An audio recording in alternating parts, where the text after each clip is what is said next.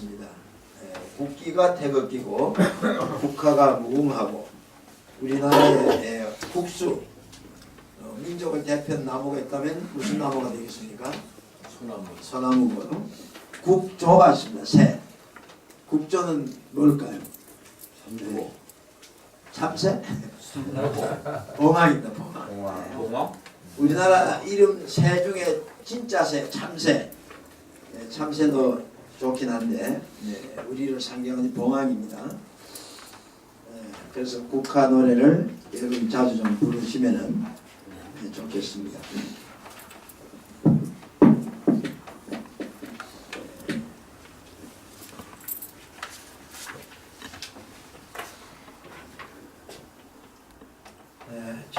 전번 시간에 배달국에 관한 이야기를 드렸는데 배달국에 18대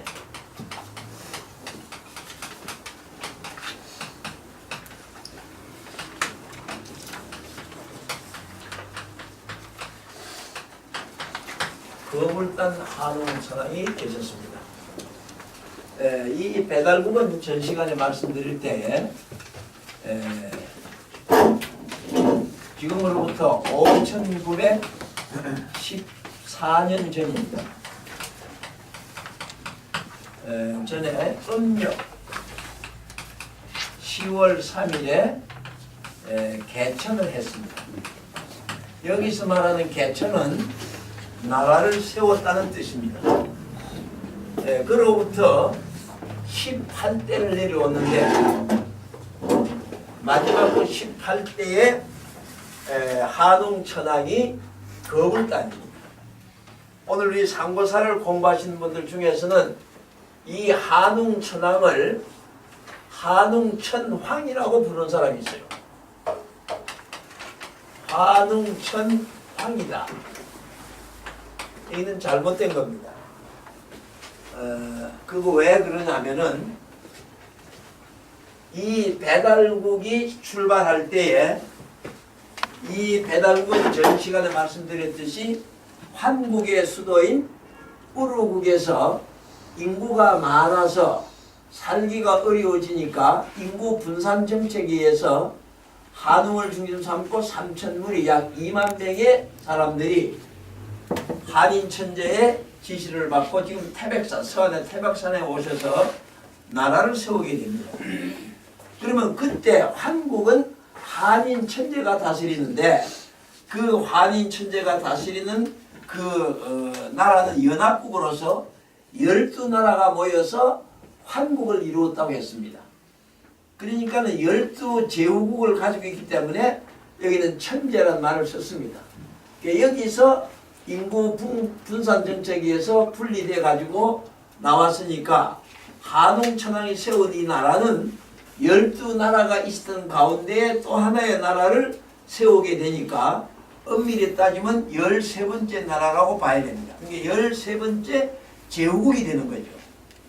그러니까 한인 천재 밑에 한웅천왕입니다.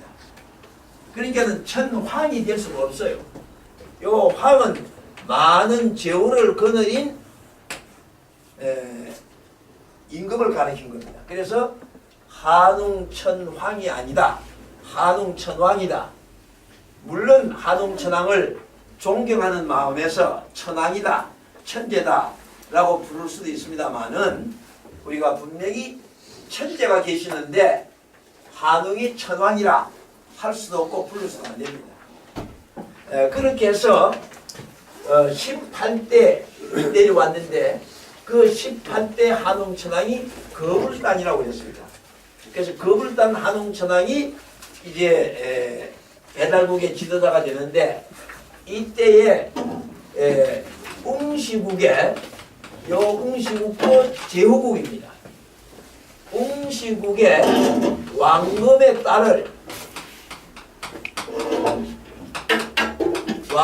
딸을 택해서 말하자면 결혼을 하게 됩니다. 근데 여러분 왜 웅시국이 왕검이었느냐 하는 겁니다. 왕이라 하지 않고 왕검이라고 했어요. 자, 왕 밑에 제후국이 또 왕이 되는데, 그래서 그걸 구별하기 위해서 왕금이라고 한 것 같아요. 그러니까는 이 배달국은 제후국이 많았을까요, 적었을까요? 1500 몇십 년 내려오는 동안에 여기서 세력을 점점 확장해가지고 한국의 여러 나라 제후국들을 통합해 나옵니다. 그러니까는 칭호춘왕 때에 요 양자강에서부터 요 북쪽에까지 다 제후국을 삼습니다. 그래서 18대에 왔을 때에 제후국이 많았는데 그 중에 웅시국이 제일 세력이 컸어요.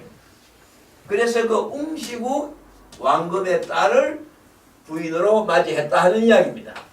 그러니까 아마 이때도 결혼 정책이 있지 않았는가 봅니다. 그래서 여기에서 한 아들을 낳았다 그랬습니다. 그런데 한당봉이나 어느 역사 기록에도 이 아들에 대한 이름이 없어요. 그냥 아들을 낳았다고 되어 있어요. 근데 이 아들이 자라는데 상당히 신통해요. 신통력을 가지고 잘 성장을 합니다. 그러니까 주변의 사람들이 상당히 두려워하면서도 존경했다 그랬습니다. 근데 이 아드님이 14살이 되었습니다. 그러니까 이제 성인이 된 거죠. 옛날에 14살이면. 그때에 요 웅시국에서는 어머니의 오빠가 웅시국의 왕금이 되었어요. 그러니까는 이 아들의 입장에서 보면 여기가 외삼촌이 됩니다. 그래서 웅시국의 왕금이 소문에 들으니 이 조카 아들이 대단히 신통력이 있고 영리한데 14살이 된 걸 보고 이 아들을 달라고 합니다. 누구한테요? 사돈한테. 한웅천왕한테 그 아들을 달라고 합니다. 그러니까 한웅천왕이 어디다 쓰려고 하느냐 물으니까 우리 웅시국의 비왕으로 삼으려고 한다. 요 비왕이라는 것은 부왕, 왕금을 돕는 큰 고을을 하나 맡아 다스리면서 왕금을 돕는 비왕의 자리다. 그런 이야기입니다. 그래서 한웅이 허락을 합니다. 그래서 14살 된 아들이 웅시국의 비왕으로 오는데 그때 그 직함이 뭐냐? 직함이 당군이었다. 이렇게 있습니다. 왜 당군이라 했는지에 대한 설명은 없어요. 그런데 다른 기록을 보면은 요 웅시국을 단국이라고도 했다. 그런 표현이 있어요.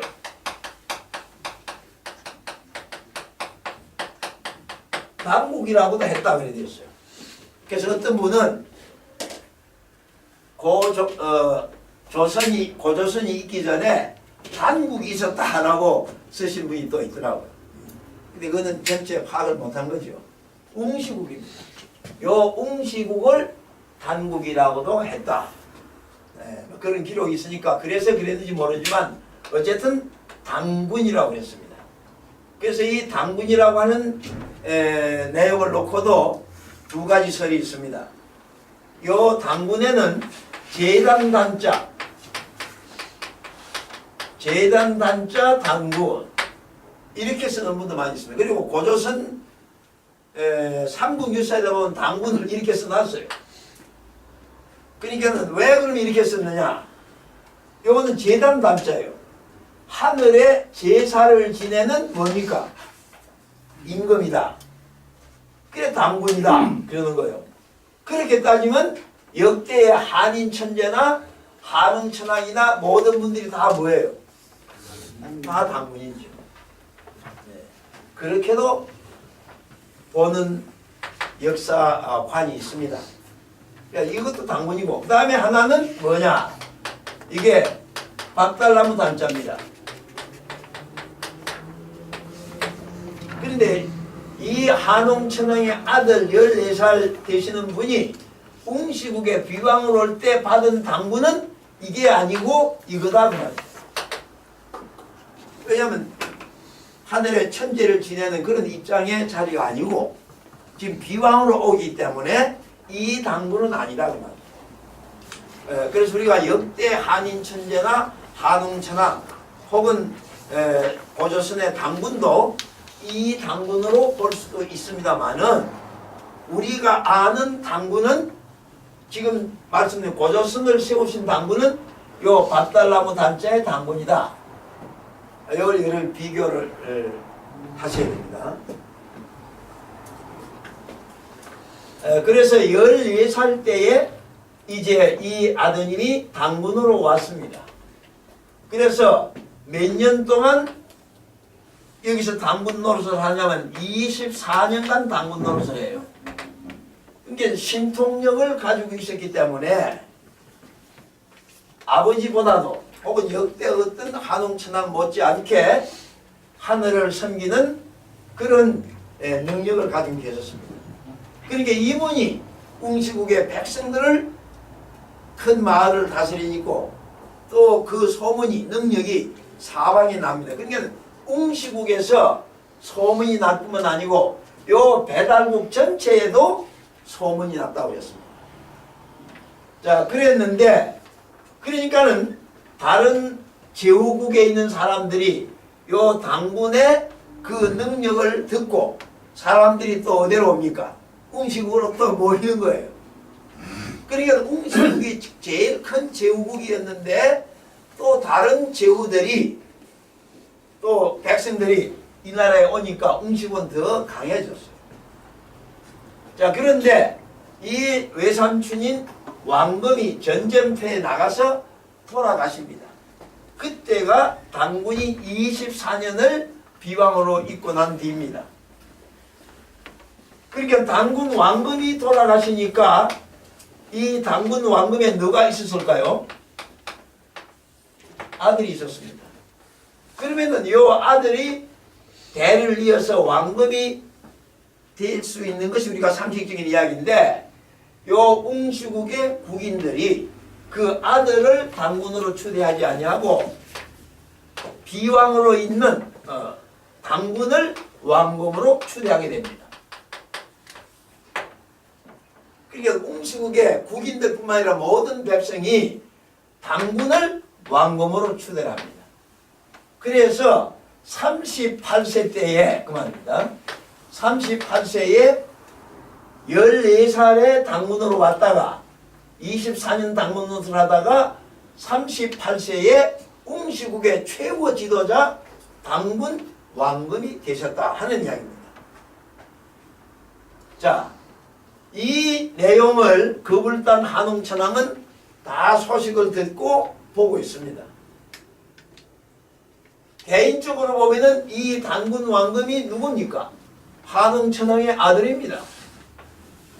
아들입니다. 근데 우리가 여기서 생각하면 넘어갈 것이 이 한웅천왕의 아들이 요 당군만 있었겠느냐 하는 이야기예요. 어떻게 생각하세요? 한웅천왕의 아들이 여럿이 있었어요. 뭘 보아서 할 수 있느냐? 만약 한 분밖에 없는 아들이라면은 사돈에게 줘요, 안 줘요? 줄 수 없지요. 그러니까는 다른 자녀들도 많이 있었는데 그들이 있기 때문에 요 당군은 사돈에게 줄 수 있었어요. 그런데 거기 가서 그 신통력이 있는 아들이 성장을 하는 과정을 보니까 대단히 능력 있는, 그래서 웅시국의 최고 제후국인 그 나라의 왕검이 되었다.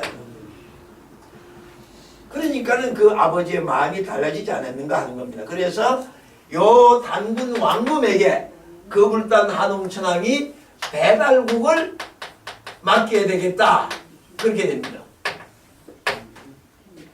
네. 다른 아들이 또 분명히 있었겠지만은 예를 들면 세자로 책정한 아들도 있었는지 모르지만은 여러 가지 상황을 볼 때에 요 아들에게 이 배달국을 넘겨야 된다, 그런 이야기입니다. 그래서 조서를 내립니다. 조서는 제가 쭉 말씀드렸죠. 국인들에게 내리는 조서입니다. 그래서 조서를 국인들에게 내려서 이 배달국을 웅시국의 왕금이 된 당군 왕금에게 넘긴다. 그런 이야기입니다.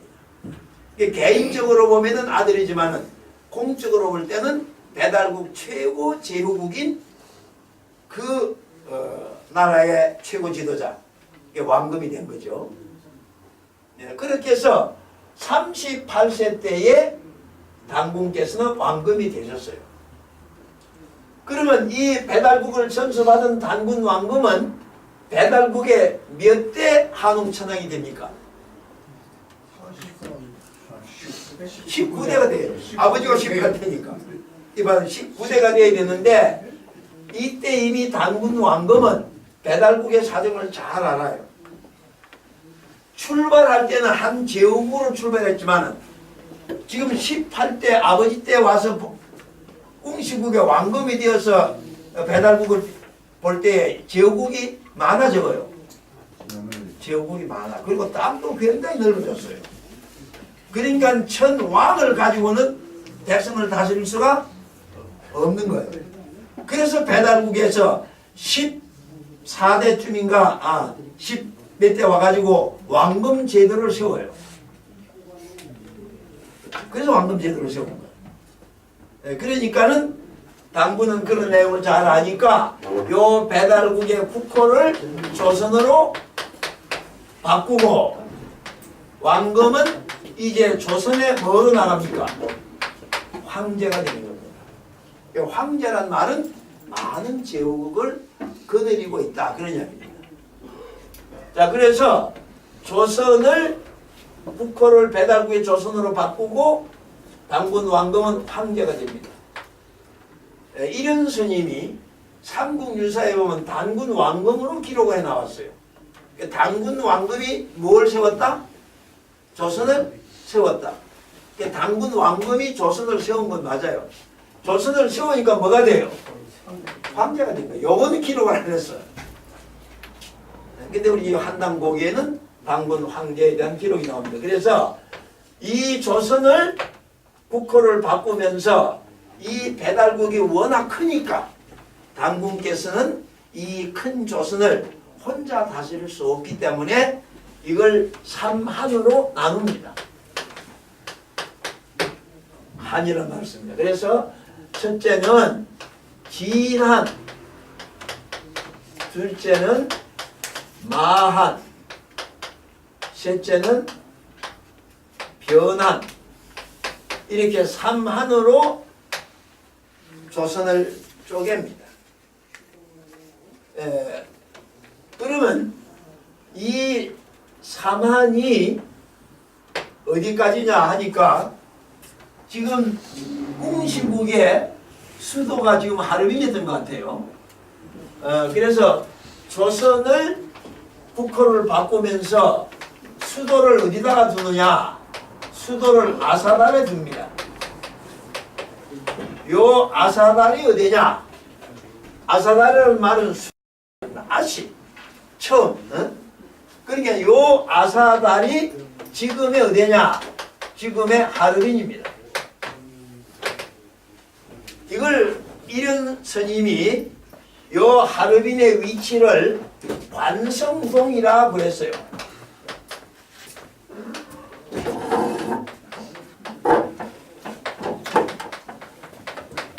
그럼 요 관성이 어디 있느냐?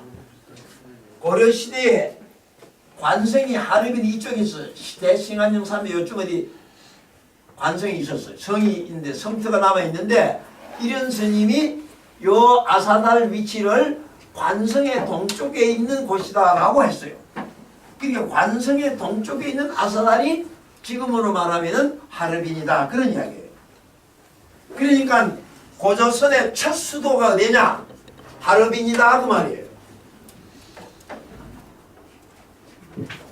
그런데 일본이 우리 역사를 왜곡하면서 요 관성동을 뭐로 바꿔버렸느냐? 요걸 개성동으로 바꿔버렸어요. 그러니까 관성동은 하르빈인데 개성동이 어디냐? 개성동 쪽에는 아무것도 없어요. 그런데 글자를 개성동으로 바꿔놓고 여기가 어디냐? 여기가 평양이다. 일본도 이렇게 조작을 했어요. 그러니까 조금만 우리가 관심 있게 보면은 개성동이 어디에 있어요? 아무도 없는데. 그거 벌판인데. 그럼 평양은 어디에 있습니까 지금 여러분? 개성의 북쪽입니까? 동쪽입니까? 평양은 개성의 북쪽입니다. 북쪽. 그렇지만은 요 관자를 이렇게 개자로 바꿔가지고 고조선의 첫 수도가 북한의 어디라고요? 평양이다. 그래서 고조선의 수도를 이 반도로 끄집어 내린 거예요. 여기 있던 수도를 여기로 끄집어 내려가지고 삼한이 요 속에 뭐요? 다 들어있다. 이렇게 조작을 해놨습니다.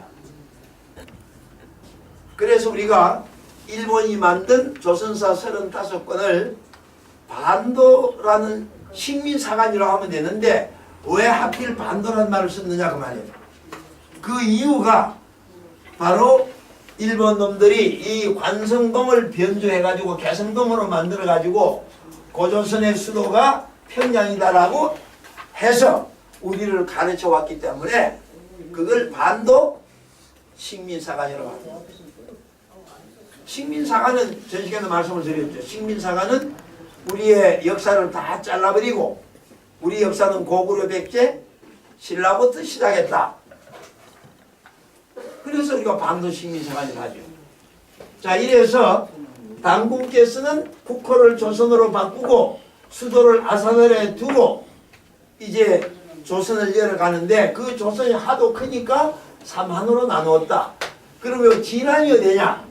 진안은 요 하르빈을 중심 삼고 만주 일부, 만주 전체가 아니고 만주 일부와 몽골 요 부분이 전부 다 진한으로 되어 있습니다.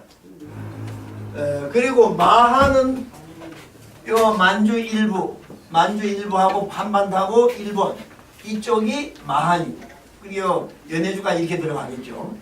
그리고 번하는 바로 중원 땅입니다. 양자강 북쪽을 해가지고 이쪽이 변한입니다. 이렇게 해서 삼한으로 나누어서 통치가 시작이 되는데 요 진한은 단군 황제께서 직접 통솔을 합니다. 그리고 마한은 마한왕을 두어서 다스리고 변한에는 번한이라고 하는 왕을 두어가지고 다스립니다. 그래서 삼조선으로서 이런 스님이 고자를 붙이긴 했습니다마는 조선이 시작이 됩니다.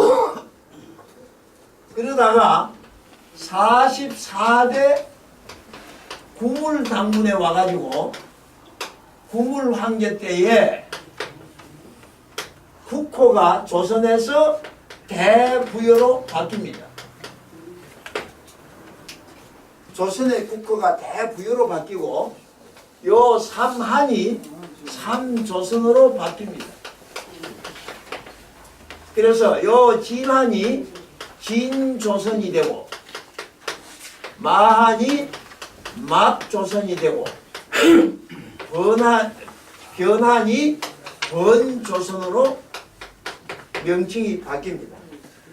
그러면 삼한하고 삼조선하고 무슨 차이가 있느냐는 겁니다.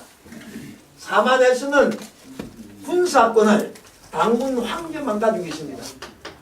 군 통솔력을 여기만 가지고 있고 여기는 행정적인 왕입니다.